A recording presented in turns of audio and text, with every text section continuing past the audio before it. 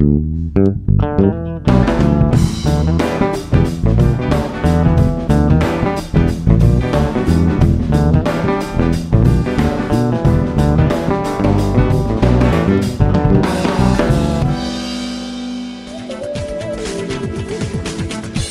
próximo dia 24 de maio, haverá uma movimentação denominada Marcha sobre Brasília, contra as reformas trabalhista e previdenciária.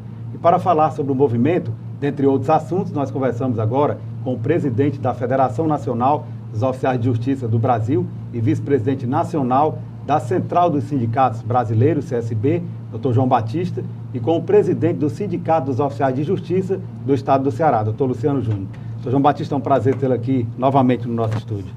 Eu agradeço, Hervelt, aqui a abertura desse espaço democrático para que a gente possa levar à população e à sociedade de um modo geral o grande perigo e a grande problema que é essa proposta de reforma previdenciária e trabalhista.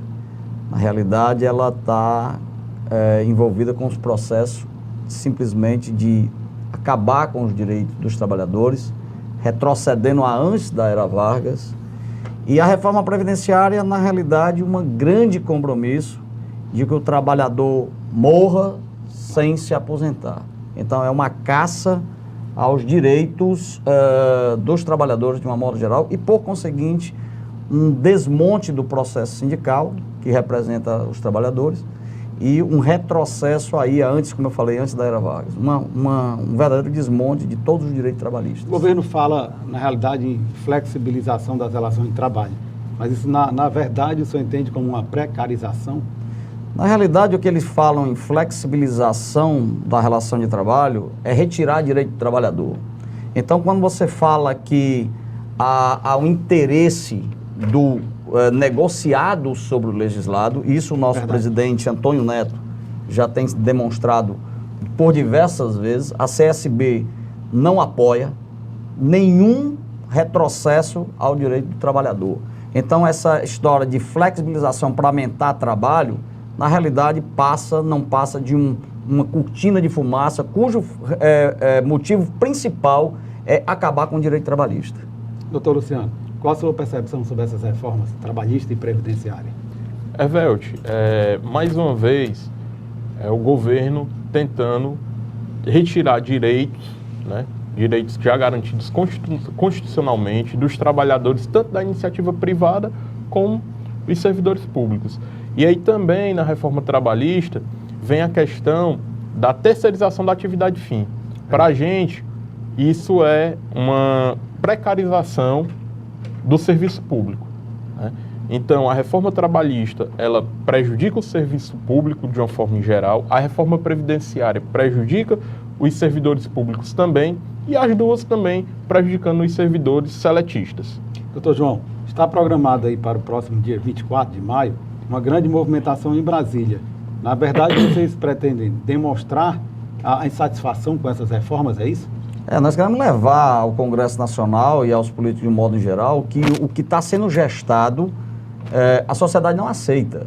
Não se pode aceitar que haja retrocesso em direito de trabalhador. Claro. Não se pode aceitar que hoje o empresariado quer, colocando aqui, uma pequena classe de mega empresários, porque o pequeno empresário paga seus direitos, recolhe seus tributos normais, e, no entanto, o que está sendo proposto nada é mais do que privilegiar o grande empresário em detrimento do trabalhador. Retornaria-se ao trabalho precarizado, se retorna-se ao trabalho sem ter direito a uma jornada de trabalho ininterrupta, onde não haveria. Ou seja, é um movimento de trabalho escravo, eu diria. Porque, na realidade, o que você está colocando é um trabalhador sem amparo social, sem ter a condição do seu fundo de garantia, que é o que querem acabar, uma flexibilização, parcelamento das férias, e o próximo a ser atingido será o 13º. E ninguém pode aceitar um retrocesso tamanho desse. Por isso, a CSB não aceita, volto a dizer, estaremos em Brasília fazendo uma marcha contra a reforma trabalhista e previdenciária. Doutor Luciano, alguns especialistas na área previdenciária alegam de que essa argumentação do governo de que a Previdência está quebrada, na verdade, não passa de uma falácia.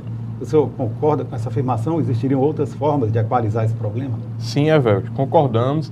Inclusive porque os devedores, os maiores devedores da Previdência devem aproximadamente 420 bilhões, enquanto o déficit informado pelo governo é de aproximadamente 120 bilhões, ou seja, quase 3 vezes, né, o número de devedores, o valor dos devedores. Então, se o governo busca recuperar esse crédito, né, temos também a questão da DRU, né, que o governo das receitas, das receitas, hoje o governo usa até 30% dos valores da Previdência para outras pastas. Na verdade, o valor maior que eles usam da DRU é para pagamento da dívida, de juros da dívida, né? E uma pequena parte é que eles estão destinando para a educação, para a saúde. Mas isso aí também sai da Previdência. Então, a gente tentando equalizar essa questão do uso da DRU, a questão dos devedores, e temos aí grandes grupos econômicos como devedores. Diga-se de passagem que os principais devedores são as grandes empresas. As maiores empresas. Eu queria levantar só uma questão aqui do que está sendo debatido aqui, Everaldo. Veja bem, um dos maiores devedores desse país é o Grupo JBS. O Grupo JBS, até fevereiro do ano passado, o presidente da holding da JBS é o ministro da Fazenda, Henrique Meirelles. Então você propõe uma reforma previdenciária, uma reforma trabalhista, e você vem de um grupo que você não paga sequer a sua previdência, alguma coisa está errada. Ou seja, ao se analisar o sistema que está acontecendo, parece-nos que o que existe é uma situação montada para privilegiar uma pequena casta de megas empresários, que são megas devedores, responsáveis por esse problema que hoje atravessa a Previdência. Devem dizer que estudos demonstram que a Previdência é superavitária e não deficitária, como querem fazer crer de cima para baixo, para que o trabalhador aceite essa reforma como se fosse gerar emprego e renda. Doutor João Batista, eu queria falar agora um pouco sobre a resolução de número 219 do Conselho Nacional de Justiça. Essa resolução trata de uma equalização da força de trabalho entre primeiro e segundo grau. Eu gostaria que o senhor fizesse uma análise sobre esta resolução, mas logo após um breve intervalo.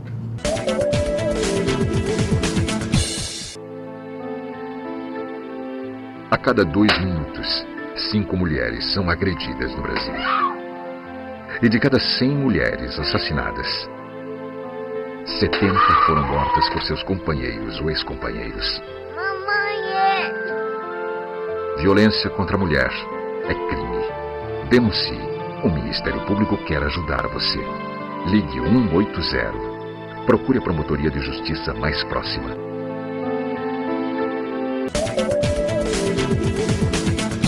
Nós voltamos a entrevistar o presidente da Federação Nacional dos Oficiais de Justiça do Brasil, doutor João Batista, e o presidente do Sindicato dos Oficiais de Justiça do Estado de Ceará, doutor Luciano Júnior. Doutor João Batista, no bloco anterior, o ponto que eu deixei no ar foi sobre a resolução de número 219 do CNJ. Essa resolução trata da equalização da força de trabalho entre primeiro e segundo grau. O que significa isso? Bom, o CNJ eu tive no Conselho Nacional de Justiça numa audiência pública para que pudesse ser debatido a equalização da força de trabalho entre primeiro e segundo grau. O que foi detectado em alguns poderes?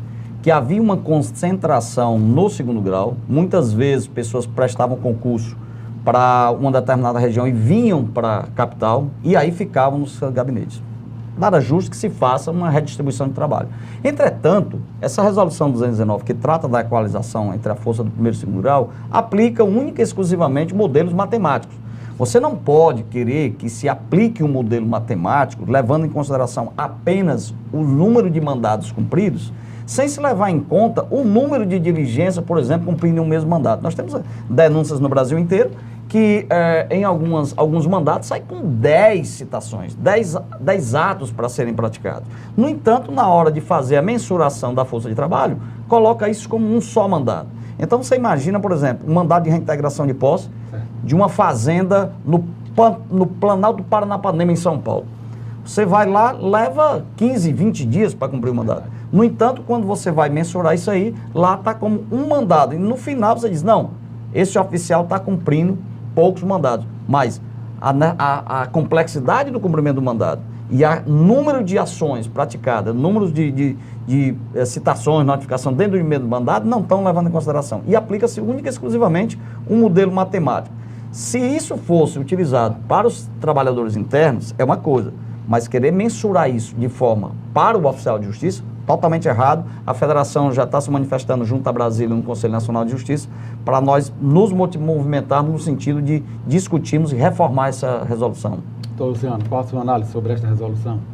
Em relação ao estado do Ceará, Evelt, né, o Tribunal de Justiça fez um estudo e aqui nós, sindicato, pedimos que todas as comarcas fossem oficiadas pelo tribunal para que informasse se existe a expedição de mandados com múltiplas partes. Como o João Batista estava falando, é aquele mandado que vem com 10, 20 diligências a serem realizadas em um único mandado. E 95% das comarcas do interior afirmaram que fazem a expedição desses mandados. Então, o estudo do tribunal, no nosso entendimento, está viciado, né? Inclusive porque o resultado final foi que existe um superávit de oficial de justiça, quando, na verdade, todos nós sabemos, operadores do direito sabem que existe um déficit, inclusive com 8 comarcas hoje sem oficial de justiça. Né? Hoje existem quantos oficiais de justiça no estado do Ceará? Hoje nós estamos aproximadamente com 700 oficiais de justiça, Hervelde. E existe também um concurso que está em andamento hoje com 208 colegas aí no cadastro de reserva desse concurso, aptos a adentrarem ao serviço público. Doutor João Batista, existe inclusive um projeto de lei tramitando na Assembleia Legislativa que visa unificar a nomenclatura do oficial de justiça. A federação está acompanhando também esse projeto? Sim, estamos acompanhando de perto. O que existe hoje no estado do Ceará é que se criou uma miscelânea de nomes para oficial de justiça. É analista judiciário executor de mandados, é oficial de justiça, é oficial de justiça avaliador, e nós entramos com um pedido junto à presidência do Tribunal de Justiça, através do sindicato, nosso presidente Luciano, para que houvesse uma unificação da nomenclatura, porque isso tem trazido, inclusive, dificuldade no cumprimento do mandado. Você chegar para cumprir o mandado e a pessoa pergunta quem é você, se identifica, e você falando na lista judiciária executor de mandado, já tivemos problema, inclusive, de ter que tomar providência da força pública para garantir até a integridade do colega. Então, esse processo está tramitando na Assembleia Legislativa e esperamos que em breve nós tenhamos realmente aquilo que determina as leis, que é oficial de justiça. Essa é a figura que está na lei, essa figura secular, que já vem desde a Bíblia, a única profissão citada na Bíblia, lá em Mateus, que é o oficial de justiça. Então, que se cumpra o que está na lei. E o tribunal, aquiescendo na gestão da desembargadora Iracema, enviou o projeto, que hoje tramita na Assembleia Legislativa. Estamos acompanhando e espero que com a maior brevidade possível a gente tenha essa solução dessa questão e que fique realmente a nomenclatura de direito, oficial de justiça. Doutor Luciano, o senhor tocou num ponto importante, que é a insuficiência de oficiais de justiça, o quadro insuficiente, né, no estado do Ceará. E não só de oficiais de justiça, mas demais serventuários, né, do Poder Judiciário. Eu lembro, inclusive, quando o doutor João Batista estava à frente do sindicato, ele denunciava muito a questão da utilização de mão de obra nas comarcas do interior, cedido pelas prefeituras. Como é que está essa questão atualmente? Evelt, existe ainda o cedido de prefeitura trabalhando internamente nas comarcas, mas nós sindicatos oficiais de justiça, nós conseguimos no CNJ, tá certo? A extinção da figura do oficial de justiça ad hoc. Então, todo oficial de justiça hoje, trabalhando, realizando diligências, são oficiais de justiça concursados, tá certo? Aprovados em concurso. Hoje o cargo é privativo de bacharel em direito, né? Foram aprovados em concurso. Não existe mais no estado do Ceará a figura do oficial de justiça ad hoc, que era aquele servidor da prefeitura que estava à disposição do fórum e que fazia às vezes de oficial de justiça. Conseguimos aí, através do CNJ, acabar com essa figura. Doutor João Batista, eu queria tocar num ponto aqui, que é uma luta antiga do Sindicato da Federação, que, tendo em vista que o exercício, o ofício, traz risco, né, para o oficial de justiça, então existiu uma luta grande do direito ao porte de arma para o oficial de justiça. Como é que está essa questão? Essa questão em Brasília nós temos acompanhado, é o PLC 30 de 2010. Nós conseguimos avançar com o processo, já passou pela Câmara, estava no Senado, conseguimos aprovar na Comissão de Direitos Humanos e foi para a Comissão de Relações Exteriores e Defesa Nacional, cujo relator, o senador Hélio José, já tinha dado parecer favorável. Entretanto, foi feito um requerimento pedindo para pensar outras categorias do mesmo teor. Isso foi apensado e voltou novamente para as comissões. Nós estamos fazendo um trabalho junto aos senadores, junto ao próprio Ministério da Justiça, no sentido de demonstrar essa necessidade que se possa desvincular esses dois PLs de categorias em separado, para que possa, então, ser apreciado na Comissão de Direitos, na Comissão de Relações Exteriores e Defesa Nacional e siga para plenário para aprovação. É impossível que se tenha aqui o oficial de justiça numa atividade, cumprindo o mandato das diversas montas, busca a apreensão de armas, drogas, munições, prisões, separação de corpos, busca a apreensão de menores, Lei Maria da Penha, e você chega, as pessoas confundem a figura do oficial de justiça com a parte, e você não tem sequer material de proteção individual, e você não tem sequer uma arma. Não fazemos apologia à violência nem ao porte indiscriminado de arma, mas defendemos que, no mínimo, você tem o direito de defender sua vida e os interesses da sua família. Claro. Doutor Luciano, voltando à questão da reforma da Previdência, no que diz respeito à aposentadoria especial, me parece que isso ficou como um direito apenas do policial, né? Isso. A categoria de oficial de justiça ficou de fora desse direito? Ficou de fora, Evelt, né? É notório, é claro, que também nós estamos em uma atividade de risco. É verdade.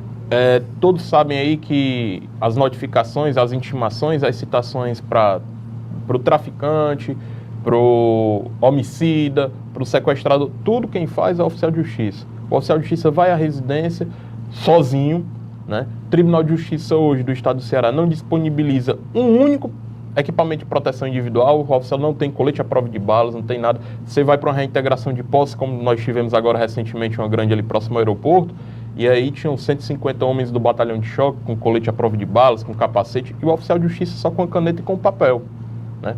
É uma situação que nós todos sabemos que é uma atividade de risco, mas que infelizmente não nos foi reconhecida, velho. Doutor João Batista, infelizmente nós estamos chegando ao final da entrevista. O programa Mundo Jurídico agradece a sua presença e parabeniza aqui a Federação Nacional dos Oficiais de Justiça do Brasil e também o Sindicato dos Oficiais de Justiça do Estado de Ceará pelo trabalho que vem realizando, não só em prol da categoria, mas da própria sociedade, tendo em vista que o oficial de justiça funciona como um canal de concretização do acesso à justiça. E o programa abre agora espaço para as suas considerações finais. Tá, eu queria, em nome da Federação Nacional dos Oficiais de Justiça e em nome da Central dos Sindicatos Brasileiros, a CSB, levar esse recado para a população. Se mexam, cobre do seu deputado federal, exija dele o respeito que lhe é devido. Essa reforma trabalhista, essa reforma previdenciária é uma excrescência e um retorno antes da era Vargas. Estamos perdendo direitos que não podem ser suprimidos, direitos que foram conquistados a duras penas com a luta do povo nas ruas em defesa da sociedade. Procure o seu deputado federal, mostre-lhe a sua indignação e exija dele que quem me traiu em Brasília não terá meu voto aqui para reeleger. Então, meu muito obrigado, Evelio, pelo espaço, e volto a dizer, conclamar o povo para que dia 24 estejamos em Brasília, os sindicatos que fazem parte da Central do Sindicato do Brasil, que não apoia, volto a dizer, essa reforma previdenciária e trabalhista, estejamos em Brasília para demonstrar que o povo não aceita imposição de cima para baixo de uma classe de privilegiados. Obrigado. Doutor Luciano, suas considerações finais. Agradecer mais uma vez, Evelt, o espaço aqui sempre aberto, né? E um abraço aos telespectadores e dizer que nós estamos trabalhando, estamos lutando, tá certo? Contra a reforma da Previdência, contra a reforma trabalhista e por garantir os direitos dos nossos colegas oficiais de justiça.